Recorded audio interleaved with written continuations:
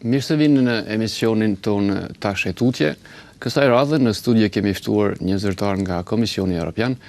Është fjala për zëdhënësin e Komisionerit Evropian Stefan Füle. Me ne në studio është zëdhënësi i tij Peter Stano. Mr. Peter Stano, welcome to our debate from now on. I was just telling our viewers that for the first time we have a guest from the European Commission. Përshëndetje, it's good to be here. Thank you for inviting me. Nice to hear that, and thank you for coming.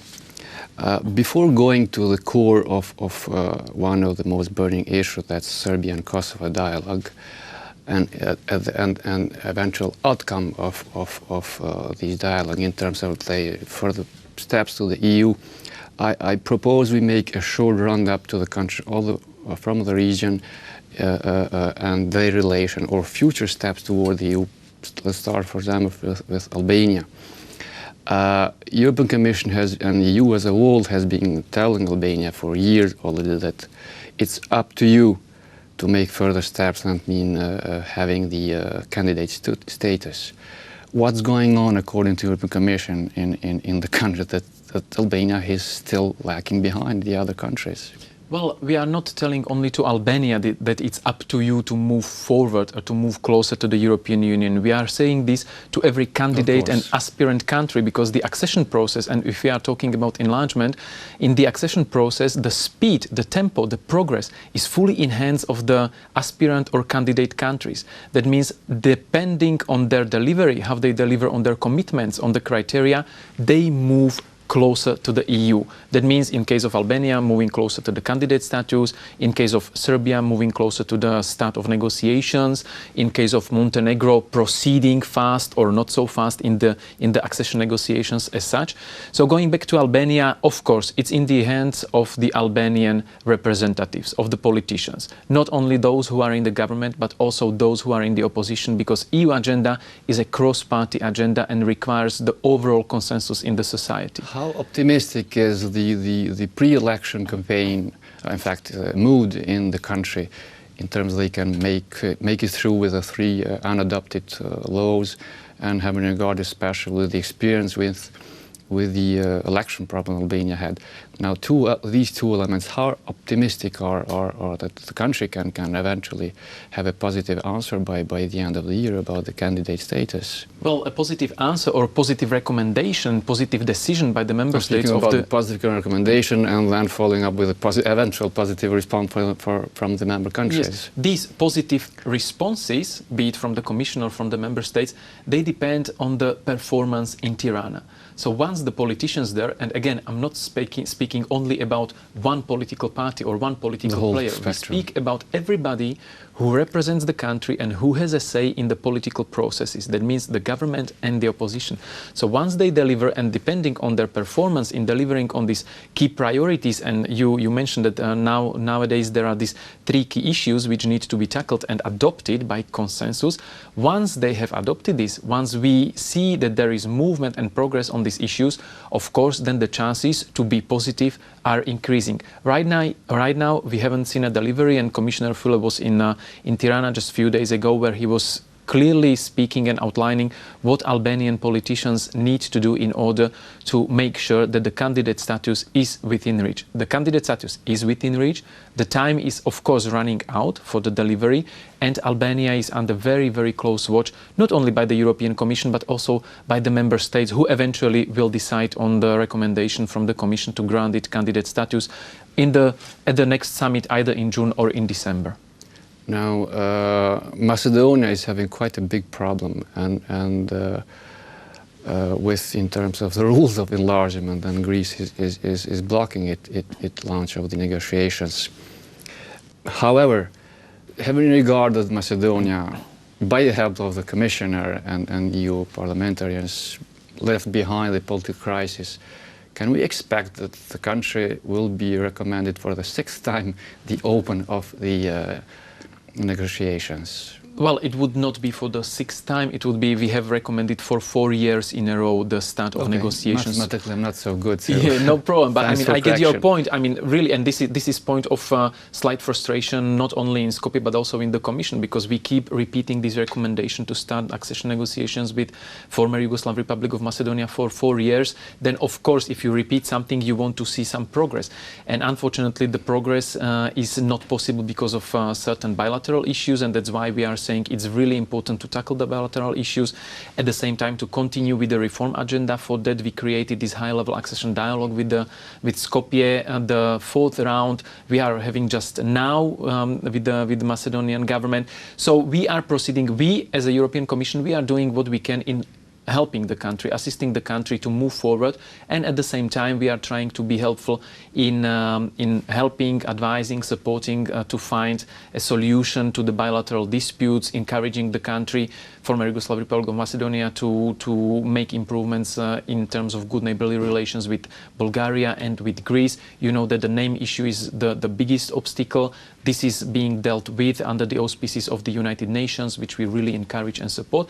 So yes, there is process, we are engaged in this process, and once there is, again, necessary degree of progress, and once there are results, then the Commission, in our spring report, which will be published on the 16th of April in Strasbourg, we will assess how the country is doing in terms of fulfilling the necessary things which were formulated by the member states last December, and we will make the assessment for the member states. I fully understand that you are perhaps not able or not allowed to unveil today what will be suggested or recommended on 16th Of course, the report will be adopted on the 16th, so yes. Nowadays it's still work in progress. But having the regard that what has been said during the crisis between the government and the opposition, that if the crisis continues it will harm a positive recommendation. Now we don't have that problem anymore. Then the first round of the election went quite well, if I'm not wrong, and eventually don't expect any turbulences this weekend. So all these obstacles for Macedonia having this recommendation yet again has been left aside. So there is logic that the European Commission will go and propose. Am I not wrong? Well, as I said, what we have been asked by the member states to do is to prepare a report in order to assess what has been achieved in terms of continuing with the reforms and on good neighborly relations. So we will report on this, and then we will submit this report to the member states. You are right that I will not go into the details what might be or what might not be in the report on what will be the conclusion, because as I said, the report is work in progress, will be adopted on the 16th of April, and then it will be immediately presented and published to the broad public. So I would just encourage everybody not to speculate, but just to wait this couple of days, and soon we will know what will be in that report. Bosnia. What's going on in Bosnia? Yeah, that's a good question. Since 2009 that there have been a suggestion by European Court of Human Rights, and now we are in the early 2013 and still there is lack progress of implementing this recommendation. What Bosnia can expect this year? Well, I would maybe turn around this question and ask what can we expect from the politicians in Bosnia and Herzegovina, because they've been told several times what they need to do in order to be able to submit a credible application for the membership in the European Union. Because what we are saying, Bosnia and Herzegovina, as the rest of the region, has clear European perspective, confirmed several times by the member states. But unfortunately, because of the inability of the leaders in Bosnia and Herzegovina to agree on the implementation of the Sejdić-Finci ruling, they are not able to move forward. And we have said several times, most recently in January, Commissioner said in the Council of Europe that they really need to deliver on the implementation of this ruling, because without that, it would be, first, hard to submit a credible application for the EU membership, and secondly, it would be hard to see the forthcoming parliamentary elections as legitimate and fulfilling all the European and international standards. So there is a lot at stake for the politicians in Bosnia and Herzegovina to deliver on the expectations of their own citizens, because the European perspective is something which is there for the benefit of the people. The people clearly want to have this European perspective, to gain and to enjoy the benefits which come with this European perspective and which come from getting closer to the European Union. So in other terms, the citizens of Bosnia are kept hostage by their own politicians? Well, this is your interpretation. I will not put it in this way, but as I was saying, the European perspective is not going closer and not becoming more tangible for the citizens of Bosnia and Herzegovina who deserve this, because of the inability of the politicians to deliver on this one key precondition to move forward. And that's implementation of the ruling of the European Court of Human Rights in the case of Sejdić-Finci. This is alpha and omega for everything right now at this stage of the accession process of Bosnia and Herzegovina, to deliver on the implementation. Speaking about Bosnia, there is another issue which is quite rising and gaining support among Croats. They are seeking to have their own entity. Now, could this idea, and they are backed by Serbian Republic as well, could this idea be helpful or damageful to Bosnia's stability? Well, what I can tell you without going into speculations on different scenarios which are flying around is that the European Union, all the member states and the European Commission, of course, are seeing and negotiating with Bosnia and Herzegovina as with one country. If I may put it this way, the experience of Montenegro or changing the order of what chapters are negotiating first should be a sounding alarm to other countries. An example that's like a message for Brussels saying, look, you have to undergo the same criteria, so start working now. This is what we actually do. This is what we do, and it is not a new thing of today or of yesterday that we are suddenly saying to all the aspirant and candidate countries, oh, you have to be very careful because we are now putting a lot of emphasis and attention on the rule of law. It's not that case. I mean, they know right from the start of the process. I mean, it's been a few years. We had it already with Croatia, which is about to join the EU in few months, that the rule of law is really important and that a lot of efforts need to be done very early in the overall process to make the rule of law really as close to the European standards as possible, as early in the process as possible. Serbia.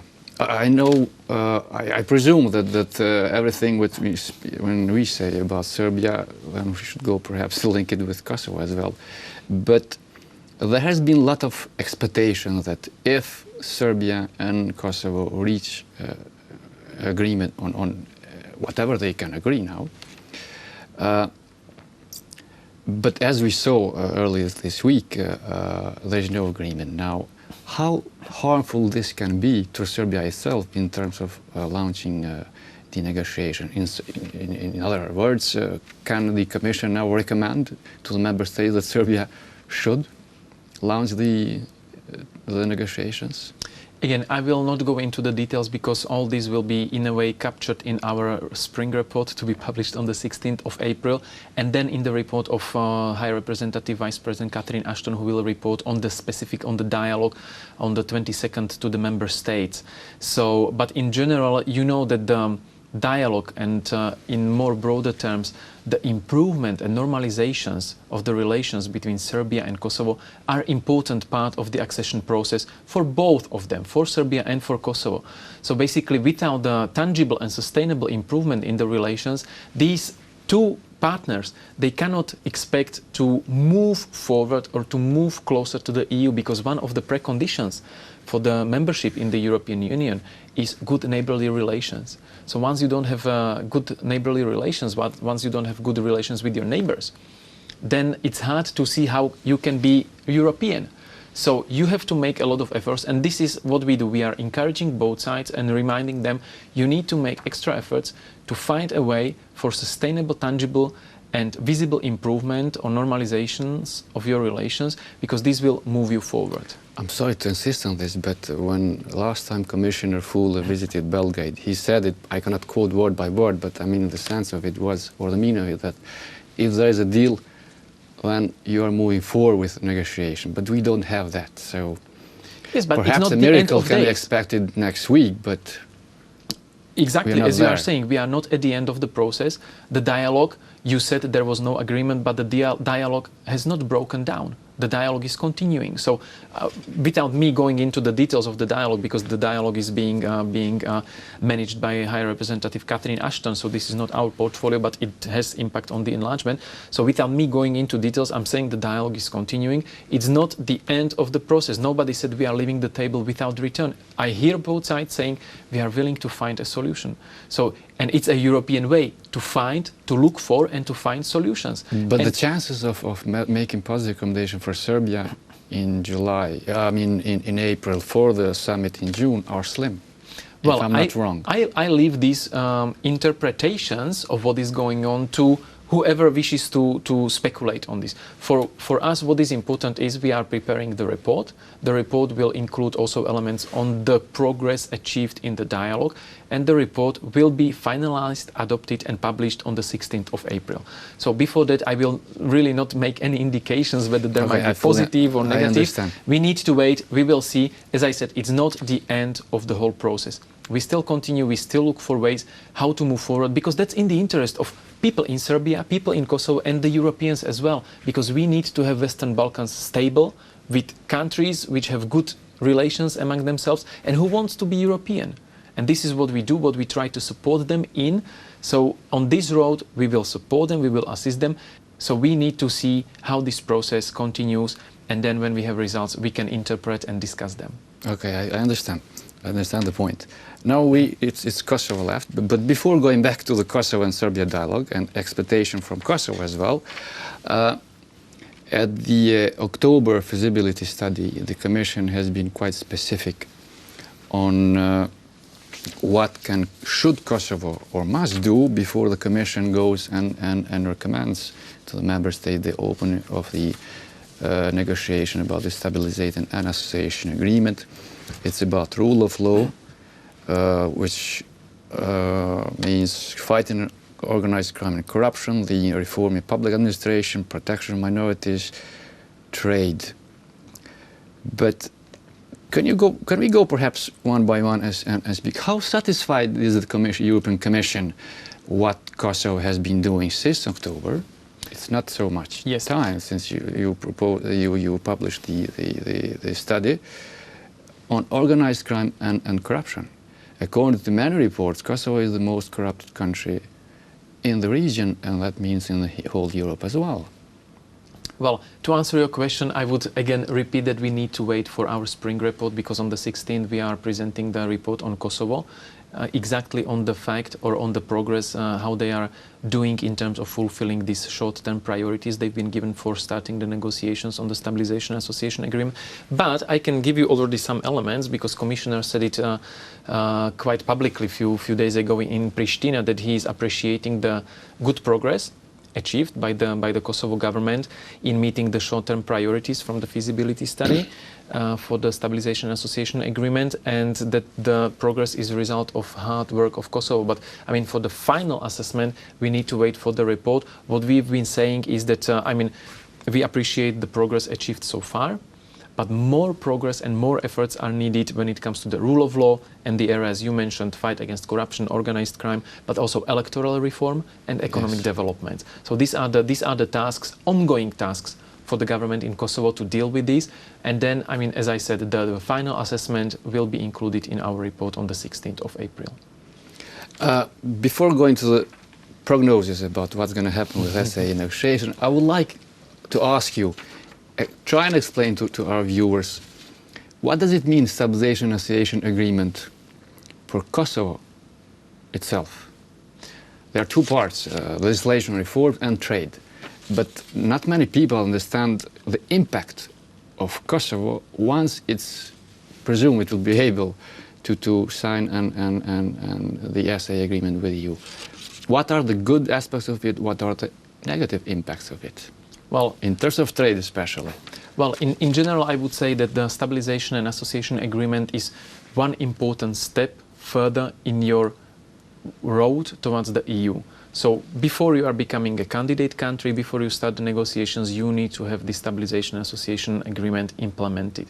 So Stabilization Association Agreement is one big important step closer to the first train station, if I may say, no? Could be, simply. The first, we can have philosophical discussion whether the first train station is basically the declaration of the intent or willingness to join the EU one day and being given the European perspective, and Kosovo was given the European perspective. Maybe this is the one first practical, very important step, important step on this long road, actually, because it's not like the end of the process, it's actually start of the process, which is hard. But you ask about the positives and positive and negative effects of the SAA. I mean, on the negative effects, I mean, there are no negative effects, because I mean, why would we be willing to conclude something with a partner if there are negative effects? I mean, there are positive, mostly positive things, because all what we do with our partners in the accession process is for the benefit of both of us, of the EU and the partner on the other side. So, and the same goes for Kosovo. So once we are able to sign the association agreement, but now we are speaking very theoretically, because we still we don't have the final decision. We're not yet there, but we are not yet there. But I mean, so that the citizens understand, I mean, there are practical benefits. I mean, in terms of political cooperation, the dialogue which is intensified. In terms of trade, there are certain barriers being removed. There are certain advantages in terms of trade and businesses, etc. But exactly the point of the second pillar of the SAA agreement is the trade. Now, having in regard that Kosovo has a trade deficit constantly, more than 2 billion. Now, presume we are in a situation that Kosovo signs the SAA agreement, then have to lift the customs.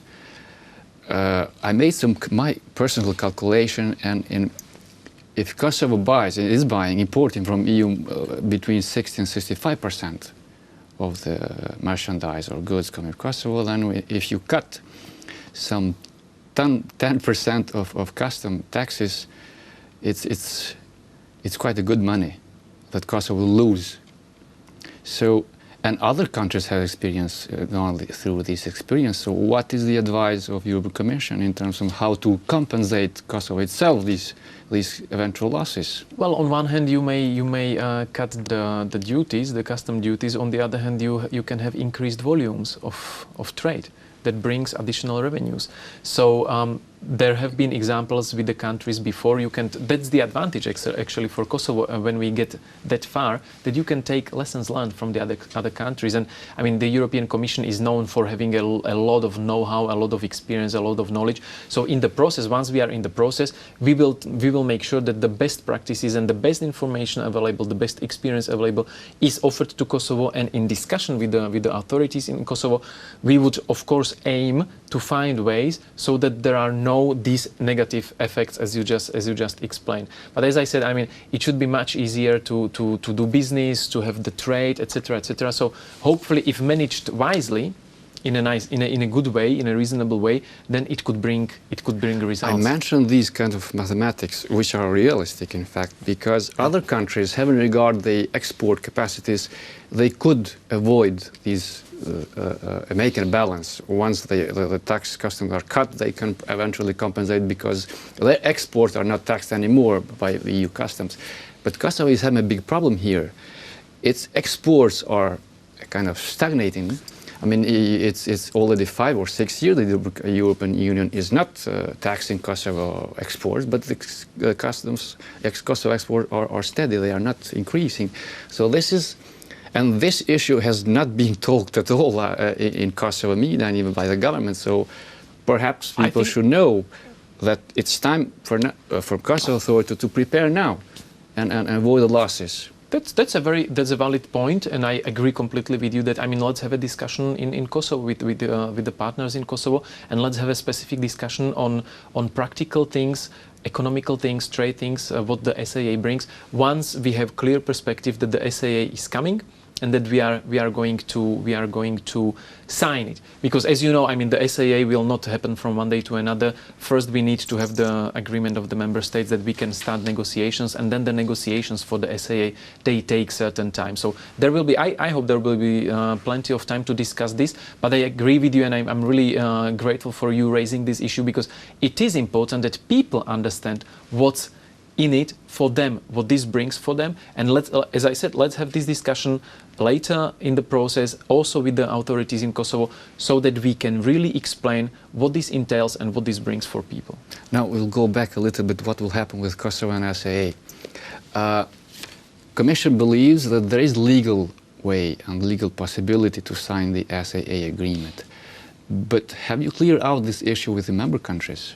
Of course, Commission never does anything which doesn't have the endorsement or support or agreement from the member states. So as we were launching the feasibility study for the SAA, we had the endorsement from the member states of the EU, including the 5 non-recognizers, because this is probably where your question leads to. Yeah. So we had the mandate to do the feasibility study. Once we produced the feasibility study, it was endorsed by the member states again. If I'm not getting you wrong, you are saying here that you have not made explanation or position that Kosovo can sign contractual relation with, SAA, without having the green line from EU countries, or especially the 5 which are not recognizing Kosovo. Well, as I said, everything we do with our partners, that goes for Kosovo as well, is based on the agreement consensus by the member states. So for the stabilization and association agreement, I can just repeat the words of Commissioner, that he said publicly in Pristina a few days ago, that speaking about the progress on delivering on these short-term priorities, that the progress in delivering is good, we appreciate it, and it is essential to maintain the pace and build on this progress, because based on that, the member state should decide in June about the next steps. That means whether we can launch the negotiations on the stabilization and association agreement. So that will be decision and the mandate from the member states. Now, again, going back to the dialogue, because it looks like everything depends from a dialogue. Either for Serbian, it's a step toward the membership negotiation, and Kosovo as well. I insist to remind you that what he said in Pristina was understood that if there is a deal, Kosovo will benefit and launch eventually, at least for the Commission is to make a recommendation, then agreement final approved by member countries. Kosovo has, in principle, accepted what was being proposed to negotiate in the by Ashton. So there is a logic here that Kosovo will eventually launch this year the SAA negotiation. Is that, am I getting wrong here with my calculations? Well, as I said, it's subject to decision of the member states. The decision should be made probably at the June. Is Commission going to recommend? The member countries are waiting for the recommendation in April. Yes, they are waiting for our report, which will be published on the 16th of April. And before you're not going to disclose it? Of course not. That would be not fair, because, as I said, we are still finalizing, and the report will be final only when adopted by the Commission, and that will happen on the 16th of April, and then immediately it will be made public. We are left another minute. A final question, which is quite important for our viewers. We always speak about Kosovo's perspective for EU membership, which means EU membership.